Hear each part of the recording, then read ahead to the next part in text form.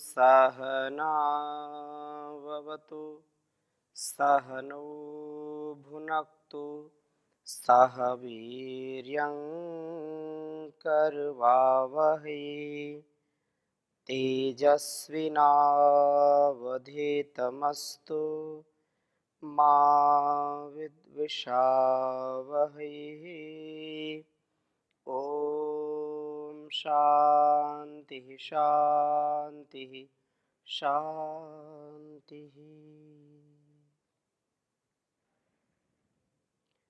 वेदोक्त वाणी व्यवहार के स्वाध्याय में आप सभी दर्शकों का, श्रोताओं का हृदय की गहराइयों से हार्दिक स्वागत है, अभिनंदन है। वेदो अखिलो धर्म मूलम, वेद सब सत्य विद्याओं का पुस्तक है।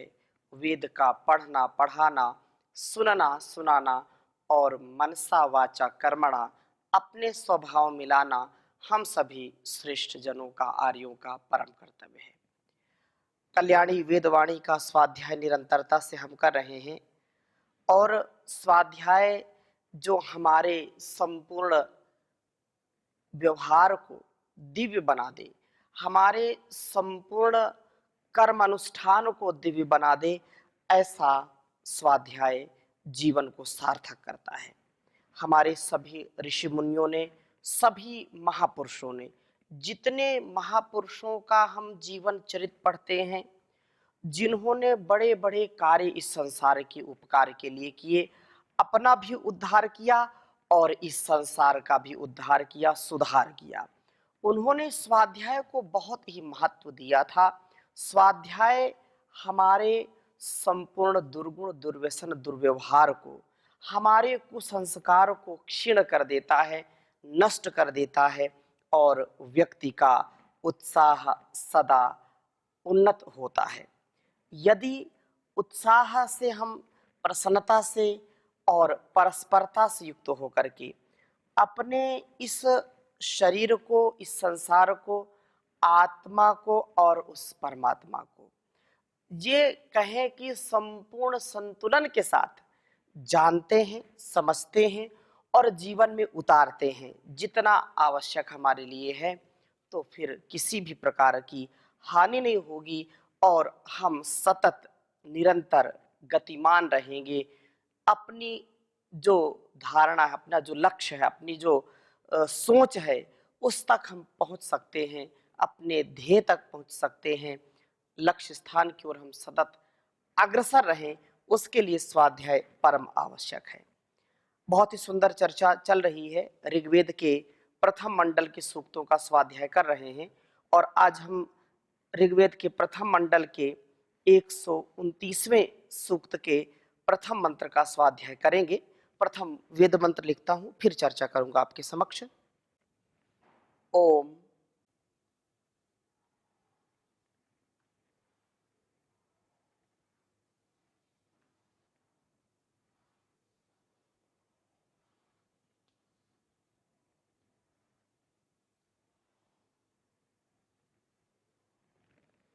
ओम यम त्वं रथमिंद्र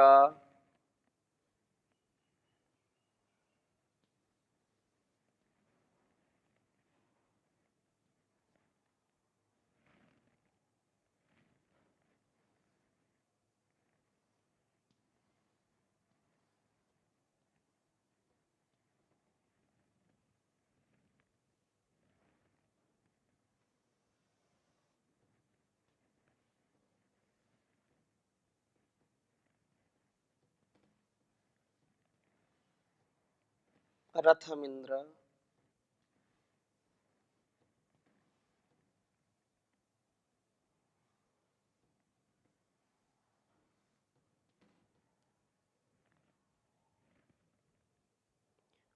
मेध साते अपाका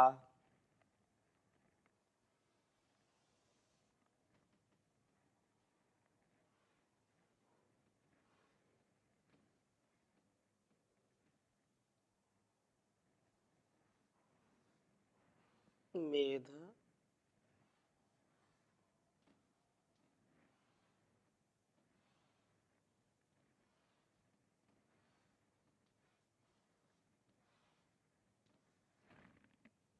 मेध सातय अपाक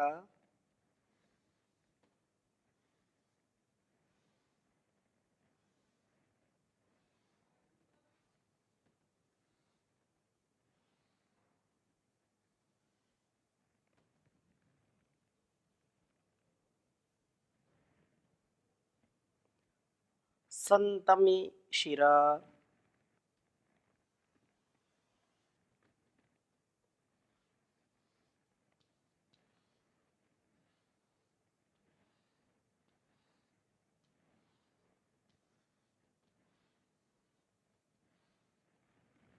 संतमी शिरा।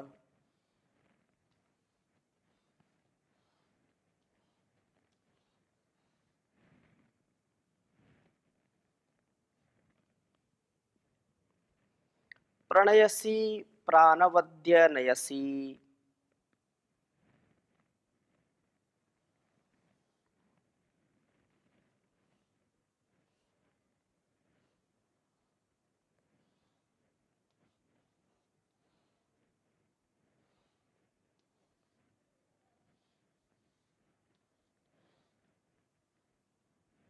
प्रणयसी प्राणवद्य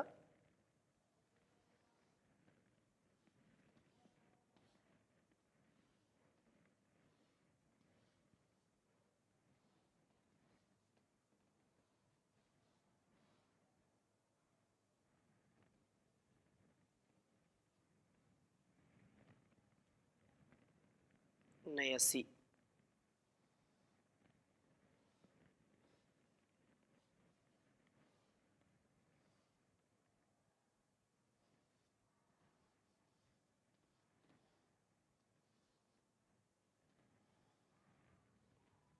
प्राणवद्य नयसी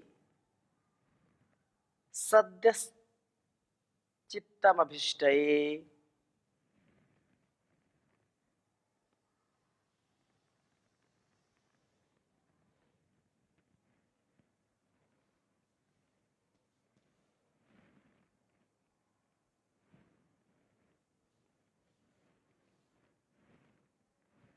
सद्यश्चित्तम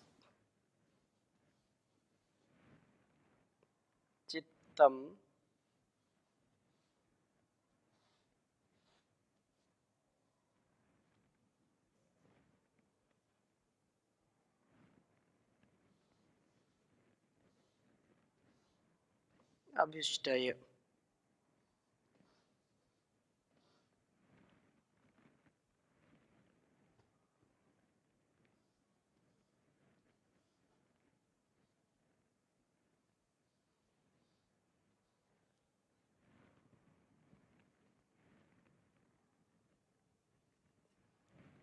करो।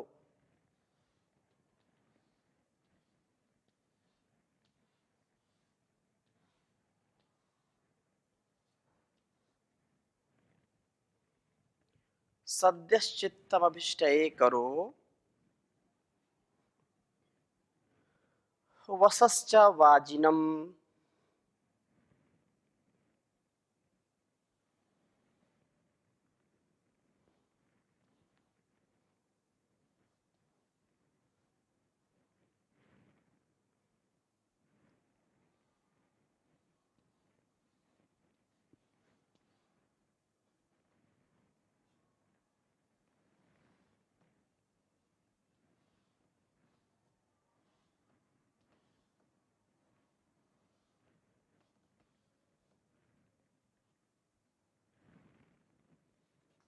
वसश्च वाजिन।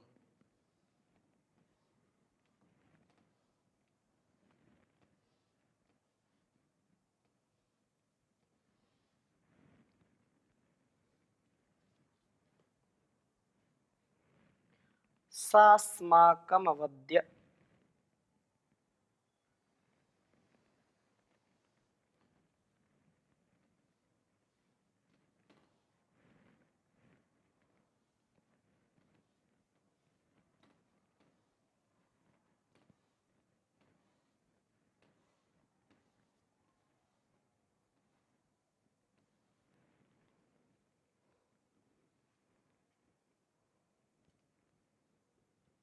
सस्माकम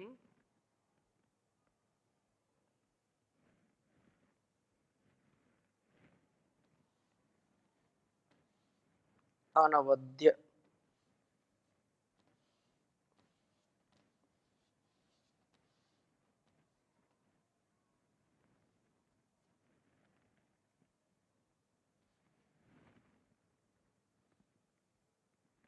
तू जाना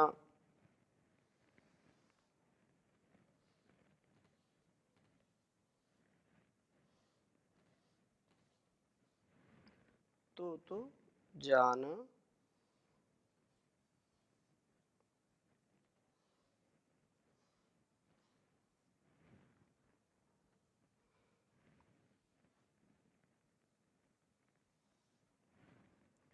वेद सामिमाम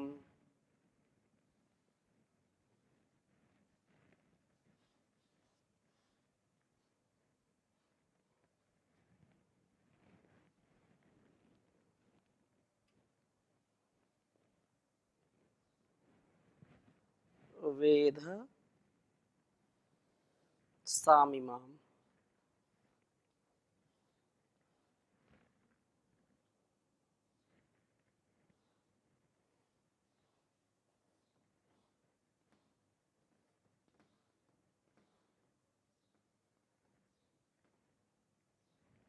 वेद सामिमाम वाचम न वेदसाम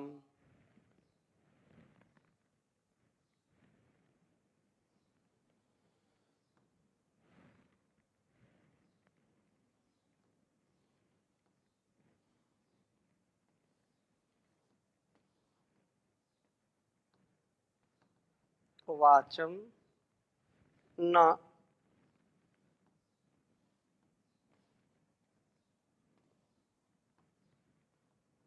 वेदसम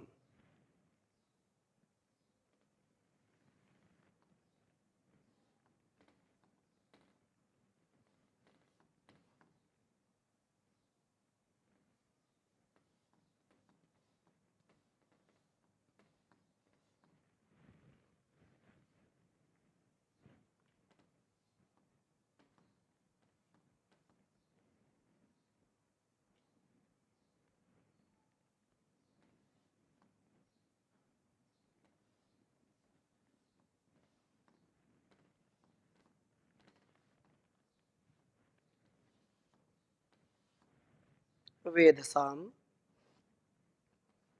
ऋग्वेद के प्रथम मंडल के 129वें सूक्त का यह पहला मंत्र है। ओम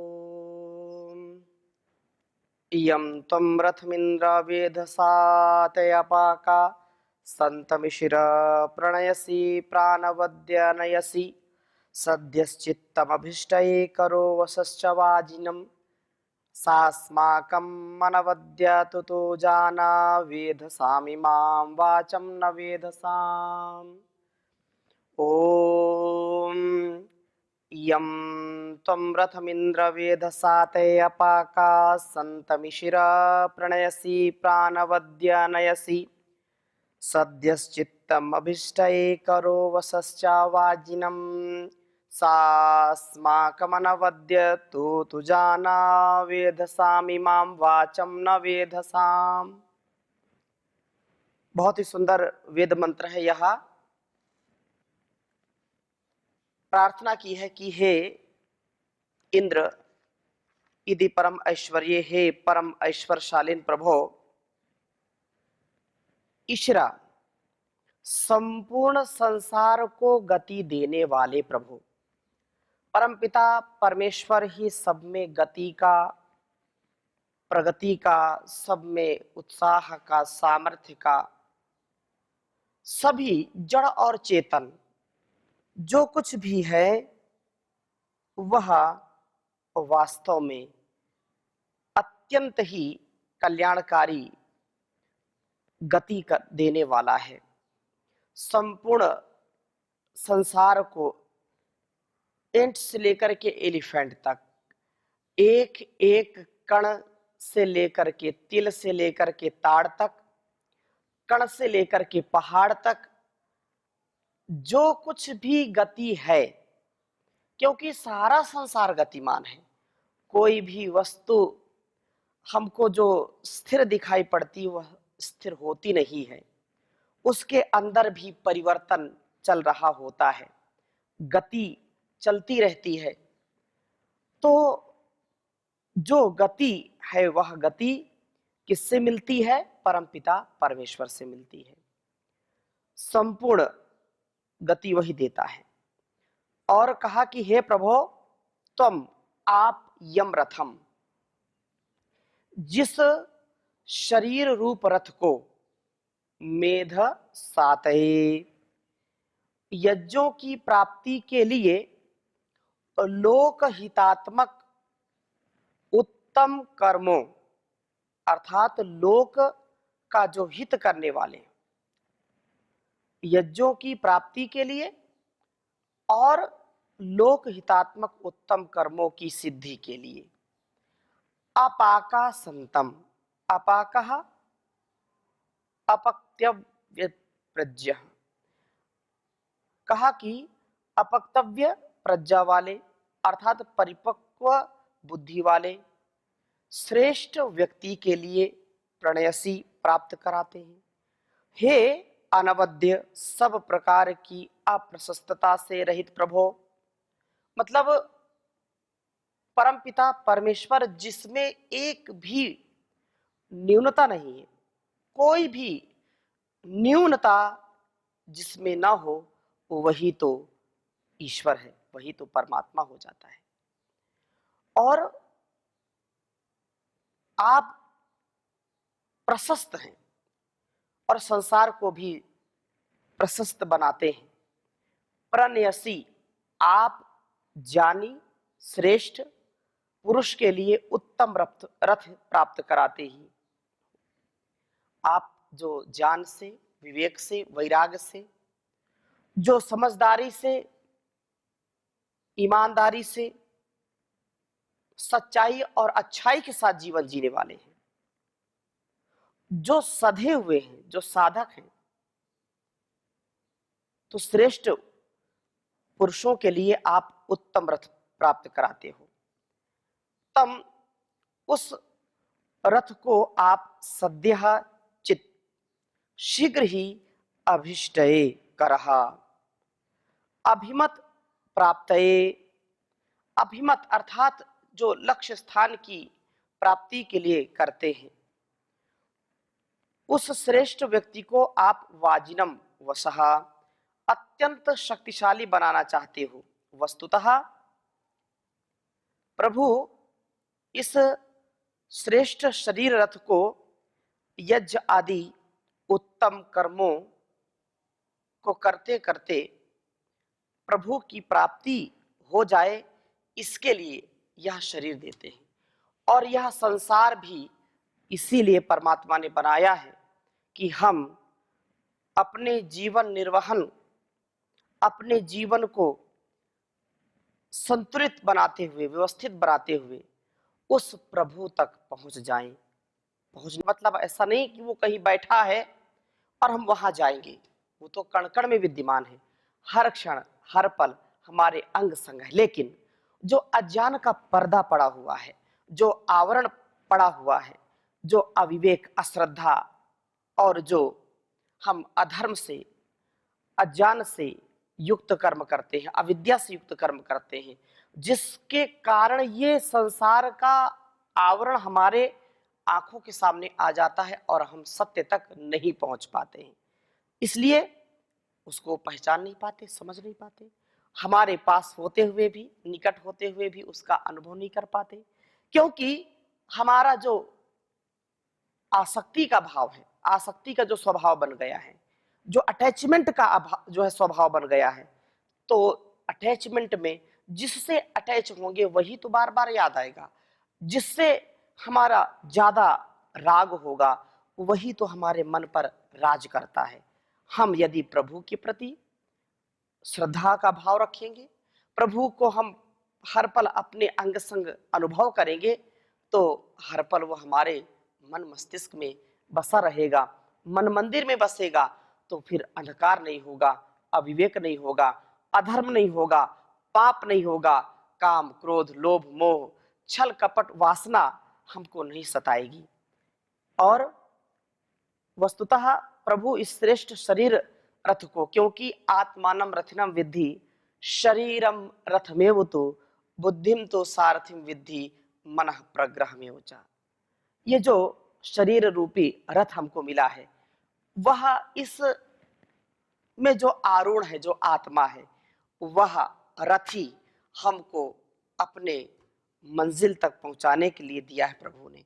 अर्थात इस काया में, इस शरीर में, इस पिंड में वो सामर्थ्य दे दिया है आत्मा के उद्धार के लिए, आत्म कल्याण के लिए, आत्मा को लक्ष्य तक पहुंचाने के लिए, आत्मा को परमात्मा की सन्निधि के लिए, मुक्ति के लिए, मोक्ष के लिए, कुछ भी हम शब्द कह सकते हैं, लेकिन बिना शरीर के यह मिल नहीं सकता।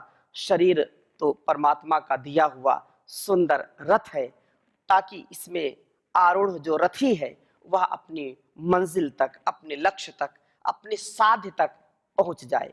इसलिए इसको हम सुदृढ़ बनाएं, शरीर को भी अच्छा बनाएं। और जो कहा है कि अत्यंत शक्तिशाली बनाना चाहते हैं प्रभु आप इसे, और उत्तम कर्मों को करते हुए, उत्तम कर्मों की प्राप्ति और उनका अनुष्ठान करके उसमें फंसना नहीं, उससे भी पार चले जाना, इसका उद्देश्य यही है। इस उद्देश्य की प्राप्ति से जाने पुरुष को शक्ति अतिशय प्रवृद्ध होती है। सह वह आप अनवद्य अत्यंत प्रशस्त प्रभो तू जाना, निरंतर प्रेरणा देने वाले प्रभु। देखो, हमको संसार में प्रेरित करने वाले तो बहुत लोग हैं। माता भी प्रेरित करती है, पिता प्रेरित करते हैं, गुरु प्रेरित करते हैं, मित्र प्रेरित करते हैं, जो वयोवृद्ध हैं, जान वृद्ध हैं, बड़े हैं, बुजुर्ग हैं, वो भी प्रेरित करते हैं कि हम सही राह पर चलें। अगर हमसे त्रुटि हो जाए, हमसे गलती हो जाए, हम निराश हो जाते हैं, हम नहीं चल पाते हैं, नहीं चलना चाहते हैं सत्य के मार्ग पर, तो भी हमारे जो बड़े हैं, जो ज्ञानी हैं, धीर वीर गंभीर हैं, वो हमको प्रेरित करते हैं कि आप कोई बात नहीं, थको मत, आगे चलो, आगे बढ़ो, आगे बढ़ो, त्रुटियां होती हैं, फिर से ठीक करो और फिर आगे चलो। ये कब तक होगा? जब तक हम उनकी बातें सुनेंगे, जब तक हम उनको सम्मान देंगे।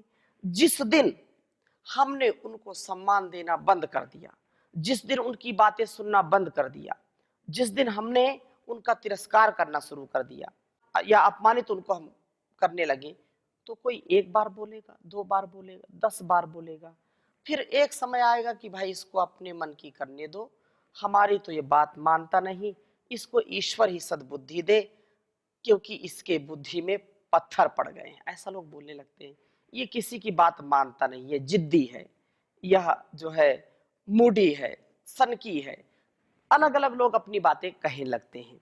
लेकिन यहाँ जो बात कही है कि हे प्रभु आप तू जाना, अर्थात तू जाना का मतलब ये है कि आप निरंतर ही प्रेरणा देते हो। आपको कोई चाहे कितना भी तिरस्कृत करे, चाहे आपको कोई अश्रद्धा से या जो है भक्ति भाव से नहीं स्मरण करता है, कभी कभी कोई गाली भी दे देता है, अपमान भी कर देता है आपका, लेकिन आप कभी उसको सच्ची प्रेरणा से जो है वंचित नहीं करते हैं। जो अच्छी प्रेरणा है, जो उसके जीवन के और जगत के उद्धार के लिए है, जो कल्याण के लिए, आत्म कल्याण के लिए है, उसकी प्रेरणा आप सदा करते हो। वो चाहे सुने या ना सुने, अनसुना कर दे, अनजान बन जाए, तो भी आप कभी उसको ऐसा नहीं छोड़ नहीं देते कि चलो अब तो छोड़ो, इसको रहने दो। आप तो सदा ही, चाहे कोई महात्मा हो, चाहे कोई दुरात्मा हो, चाहे कोई सज्जन हो, चाहे कोई दुर्जन हो, आप सबको प्रेरित करते हो अच्छे काम के लिए। लेकिन वह जो बहुत गहरा संस्कार पड़ा होता है अच्छाई का या बुराई का, व्यक्ति उधर ही प्रवृत्त होता है। आपकी प्रेरणा को बिरले लोग सुन पाते हैं। आपके आत्म प्रेरणा को जो साधक हैं, जो आपकी श्रद्धा भक्ति से स्तुति प्रार्थना उपासना करते हैं, आपको हर क्षण अपने आसपास अपने अंग संग अपने मन मंदिर में जो अनुभव करते हैं, वो तो तत्काल आपके संकेत को समझते हैं और उस कार्य को नहीं करते जो निंदनीय है, वह कार्य करते हैं जो वंदनीय है। लेकिन जो निंदा का पात्र है, जो सदा निंदनीय कार्य में प्रवृत्त रहता है, वह बाद में पश्चाताप करता है, लेकिन उस समय तो मनमानी करता है।